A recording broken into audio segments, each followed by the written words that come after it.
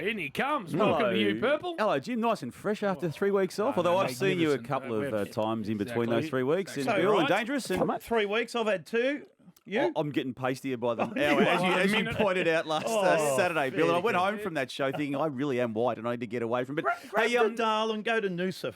I just don't factor that into my working life, Bill. But more importantly, Saturday, after I did see you on the Saturday, Rob, have it on good authority, you were seen with the man of the moment, Brendan Gale, deep in conversation after the Tasmanian state election pertaining to the stadium being built there in Tasmania. What did you ascertain, Bill? I can't say much. But I interviewed him, and it was a very good Ray Martin type interview. Was it? Yeah. What I've taken out of a chat with Benny Gale on Saturday night while he was watching his phone all because of the election. The erection. He's branded it an erection. What's wrong with you, Fat? Seriously. I went with that, and he actually laughed. Yeah, so that was some of your on-stage gear. And it's still working. Anyway, the election. I tell you what will not happen, Damien, by 2028. There won't be a stadium. No, there's no chance. No chance. So there won't be a stadium. So they'll play in Hobart and they'll play in Launceston and they'll work that out. Not exactly sure there's going to be a roof. Has to be a roof. Well, there has to be a roof. Otherwise, there won't be a team. What happens then if they come back and say, no, we're going to build this stadium, we're going to do it now, and there's no roof? What actually happens? As it currently stands, there will not be a team. Who says that? The AFL, as per the agreement the clubs have given and the imprimatur the clubs have given the AFL to pursue the project. All right. So, we'll see. Look, it doesn't mean there won't be a renegotiation of said deal, but that's how it stands. All right. Never has there been a greater advertisement for that stadium needing a roof than that shit we had to watch on Saturday. Well, Jim, that's the worst conditions I've seen a game of footy played in for 30 years. So you watched it, right, from here? No, down there. Oh, you're down there, weren't you? Thank you. Well, Fat flew in to Launceston to do this interview with Benny, and Brendan Favola was there too. Do it for love, Bill, for the greater good of Tasmanian football. At least you're honest. And it was freezing. Oh, my God. Windy, raining. Horrendous. And the other thing is, do you know, and he's been waiting for this election because they've got to put an AFL side in, a VFL side in next year. Potentially next year, I think they'll only play about 10 games. Yes. But there's going to be a VFL side. They've got to get that up and going. They've got to get players. They've got these little offices in Hobart now. He's got a lot of work to do. There was a boundary throw-in on the weekend. Willem Drew was 2 metres in from the boundary, waiting for the ruckman to contest the boundary throw-in. And the ball hit him in the head. Did they throw it? Landed on his head. Come on, boundary umpires. You've got to have a roof on that bloody stadium. Well, I'm not sure if there will be, and there'll be no stadium built by 2028. And look, we don't know what it all means. Just to wrap up this conversation after the election on Saturday night, because there's always confusion in Tasmanian politics. But it was okay, actually. There's a slight shifting of power potentially, but there could be an arrangement that could suit the AFL, and that's what their hope is, that whatever it flushes out with the 35 seats and distributed a certain way, that it'll mean game on for the stadium, but a lot to play out still. What about Jeremy Rockcliffe's statement? I didn't mind it, actually. He said the opposition have called a vote of no confidence. And Tasmania have voted that there is no confidence in the opposition's ability to govern. They actually had a pro rally, which was great. Everyone that wanted the stadium. There was a lot of people there. In fact, they've got to build a stadium. No, they've got to. We know it's going to be brilliant. Everyone that loves their footy in Australia, they want it built down there. Of course they want it built down there. It'll be absolutely brilliant. No. What else, Purple? Yeah, a couple of other things too before we get to the positives and negatives. Stephen May will go to the tribunal after the hit on Francis Evans, and I've got a view that the AFL itself and the administration should be determining what that action is sanctionable by, but they're going to send it to the tribunal again. So we'll see what that outcome will be on tomorrow night. And and we all love Frothies. He's a good boy. He's one of ours. But if you elect a bump, which he did, and you hit someone in the head, which he did, and you knock him out, which he did, it has to be a heavy sanction. What else could he have done? Well, I'm a bit with you on that, Bill. I wonder what he could have done. And I again, Jim, I agree with what you're saying, but Alex Pearce did that to Darcy Byrne-Jones. Now, it wasn't the similar contact, but he ultimately knocked Darcy Byrne-Jones out, was initially given 3 weeks, took it to the tribunal and got off because he said was he contesting the ball though? What his defence was, or the bit that had resonated with the panel, was that he dropped his arms at the last second to mitigate the contact, which I think you could argue Stephen May did. Now, There may be another set of eyes that says he didn't. We all want the best result for every footballer that goes up. So we hope it's a good result for him. What was he supposed to do, Jim? Was he supposed to not bump him? Yes. I think what the AFL are trying to say to all players is the act of choosing to bump has to be taken out of our game. Wow. So he runs in and then just... Well, tackle. You can tackle. It would have been a free kick. All right. Well, the tucking your arm in and bumping motion is what they're trying to get rid of. I know, but I don't know what he could have done. Well, we'll see then what happens. You just put your arms up there and it looks soft. And then you expose yourself to the damage. Look, again, I don't like the tribunal being used as, let's send it to the tribunal and sort it out, because all that happens there is legal people argue against legal people, and one set of legal arguments beats the other, and we don't learn anything. So, look, Greg Swann, just to remind people, started today. I actually saw him in there.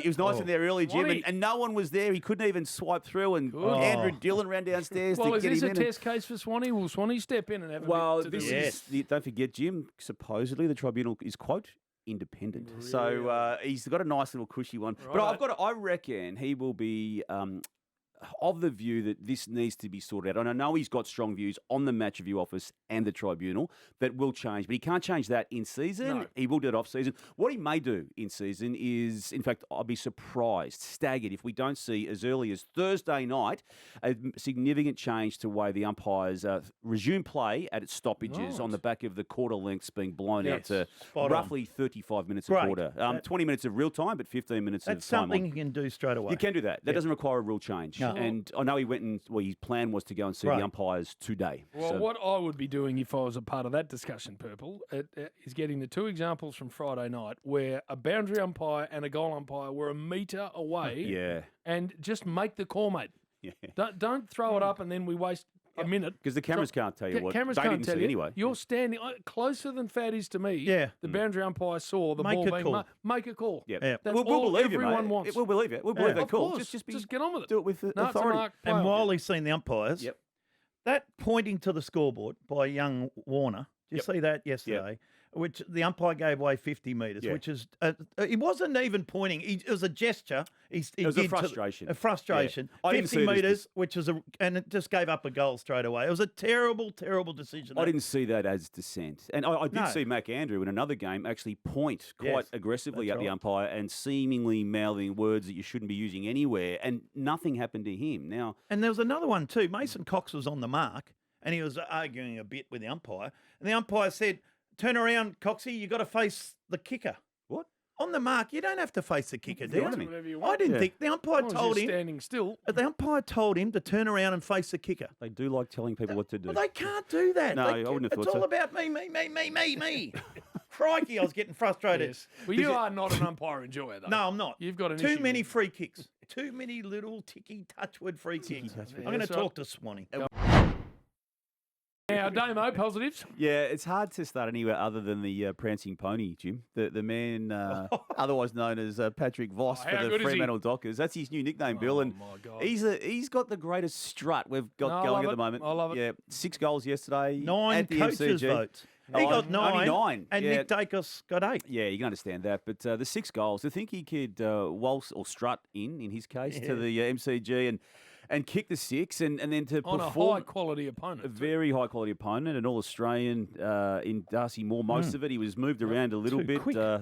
Braden Maynard was on him for a while, and he was too good for him as well. But, yeah, to have him there, and I love what they did with Hayden Young. First game since round 8, only his 5th of the year, Bill, but came on just before three-quarter time. Beautiful use of an elite talent, and to then have an impact in the last quarter, as he did, as others around him did. Caleb Serong just keeps trying every day. I thought Andrew Brayshaw wasn't his best game, but he was there all day. Important late. Yeah, important late. I thought Luke Ryan, as he often does, stood up, down, back. I love Jager O'Meara's game. Yeah, Jordan Clark nearly wins the best and fairest. Salong or whatever his name. Sarong, Bill. He might win it. That was a bloody good win, that. 22 points down, and O'Meara got him going, and then Amos kicked one of his 2 goals. Voss kicked his 6, and then Jackson's big mark and big goal, which put them in front. I thought it was a fantastic performance. Did you see Collingwood with the last minute and a half when they wouldn't tackle? Yeah, that was an interesting little tactic. It's intriguing, isn't it? And Campbell Brown picked this up.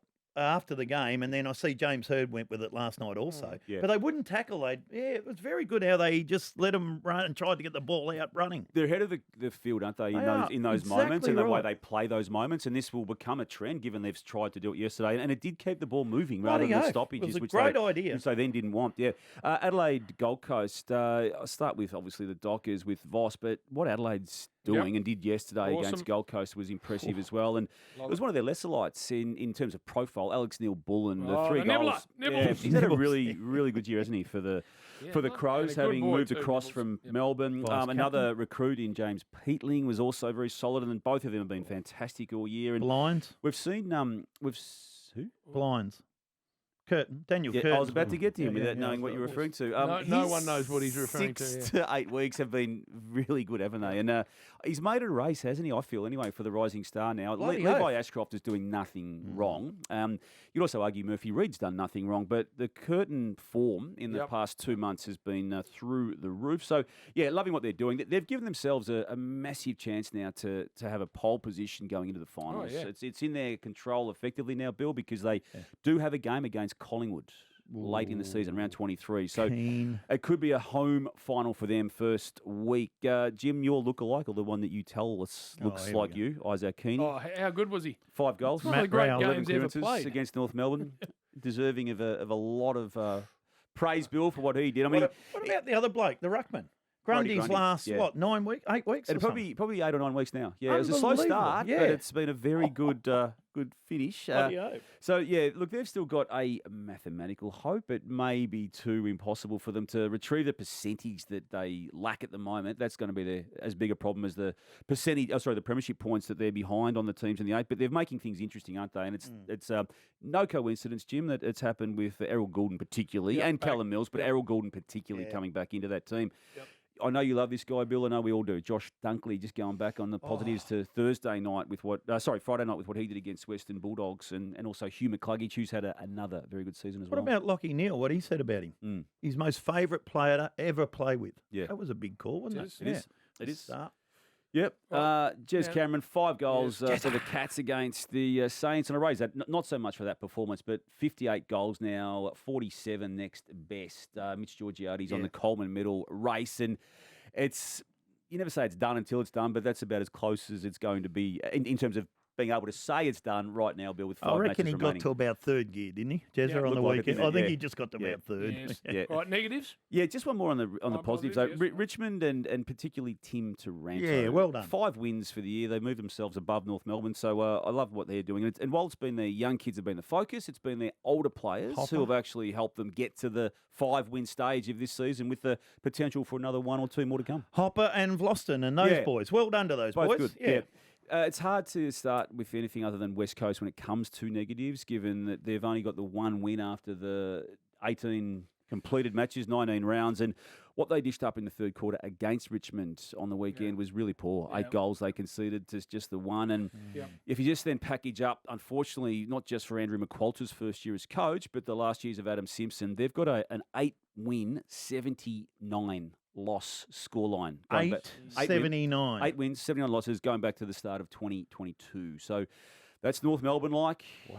It's dreadful. And there's ultimately, when it's all said and done, no signs of major improvement at this footy club, despite Andrew McQualter bringing a fresh set of eyes and thoughts to it. North Melbourne back where they seem to reside, Jim. Second last or last. What interests me with North Melbourne, I haven't got the exact figures here, is the amount of times this year that they have been within 12 points at 3/4 time. Which they were against Sydney on the weekend. And then absolutely get poleaxed, which tells me that they're not fit enough. Or they young can't run games. And young blokes. Or just simply not good enough, which I'm more in the camp of. I think they've got to work on strength and conditioning and high performance. And trying to win a game of footy. I'll give you someone else negative. Melbourne. Yep, they're next up, Bill. Mate, Simon Goodwin and the Melbourne Footy Club. How many games they won, Damien? 5, I think it is. 6. Yep. 6 games for the year. They've had a terrible year. I think they've lost 6 of their past 7 too. And He was angry post-match, and I think he actually used that specific word post-match after they lost to Carlton. Now, some of the numbers in the game that some of the experts refer to suggested they would normally win that game of footy, but they didn't because Carlton showed enough to win. And if you're losing to Carlton at this stage of a season that's already gone badly, it's a thank God for Cozzy and Max Gawn. And another one too, Bill, when you talk to that zone, is, in my eyes anyway, Ross Lyon at St Kilda. And again, I understand where they're at, and I know they're transitioning their list, but they've also lost 12 of 14 now. And, okay, no one really expected them to beat Geelong, but when you now factor all that in, 12 losses in their past 14, and, yeah, it's another bad year. Yep, exactly. Western Bulldogs, negative, not from a damningly negative perspective, but maybe they're just not good enough with that 1-win, 8-loss, or one win from 8 matches against teams in the top 8. It just says that they're not there. Ultimately, there's enough body of work now to say that. So they're horribly getting done on turnover, Western Bulldogs. They're just handing the footy back and then getting scored against, which I know would be doing Bevo's head in. It would be. My head. All right. Any bus or? Yeah, we can do a bus. All right. Yeah. Fire it up. Were you dangerous? Hang on. We brought it back in the off-season. You thought with the new coach that it might have been no need to be there, but it's going back over the Nullarbor. It's going to. I'm not sure to get there. Listening to it there, but will not make no. But that's where it needs to be because that's the club right now at around 19 with the biggest problems. West Coast, last line ladder. Good to see you, Purple. Thanks for dropping by. Cheers, boys.